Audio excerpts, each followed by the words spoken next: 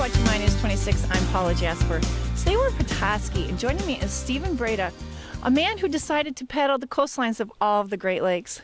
Thanks for joining me, Stephen. Oh, my pleasure. Thanks for inviting me. Now, first, the obvious question is, why did you decide to do this? I had been working kind of a sedentary job. I was a photographer and driving a lot, and just decided to make a change. And I'd always wanted to take a long self-propelled trip, and the canoe suddenly just jumped out as the answer. So I took off, quit my day job, and spent summers over about 7 summers paddling all the Great Lakes. Now, you did this alone. I did. I had tons of help, of course, but as far as paddling goes, I was on my own. A few times people would join me for a day or two. And then, as I said, I had lots of help, primarily from my wife, in terms of supplying me and meeting me and you know, giving me inspiration to paddle on. Now, obviously, the equipment that you used is a huge part of it. Tell us about the canoe. This is a Kruger canoe. Most people, when they see it, think it's a kayak because it has a very similar look to it. It has a rudder, these covered front and back, but unlike a kayak, this cockpit area is much bigger, which enables me to get gear in and out a lot easier, and also sleep in it. I can take the seat out and sleep in it up on the beach.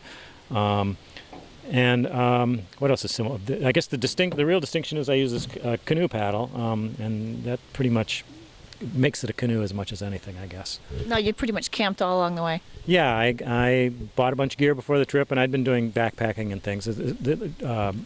Paddling on big open water like this was new to me, but I'd done river trips and backpacking trips, so I had a lot of that gear. And then had to figure out the food. I tried to carry about a month's worth of food at each, at a time, and just things I learned on the way. I eventually came up with a system where I could pitch a tent on the top of this canoe so that I could sleep in the canoe, have this single wall tarp thing that would go over it, and then it had a bug net inside of it. So that was something that, toward the end, I had it pretty dialed in. Pretty smooth. Yeah. Now, I know that you had some pretty remote areas. There was times where you didn't see other people?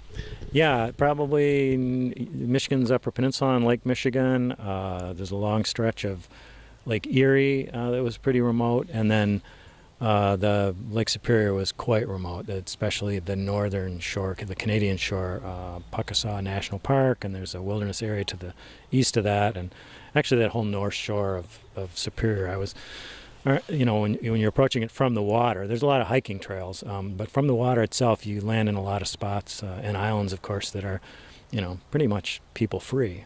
Interesting. Now, I think people are probably wondering, okay, you're going for days on end without seeing other people. What do you think about what's going on in your head? Yeah, what am I?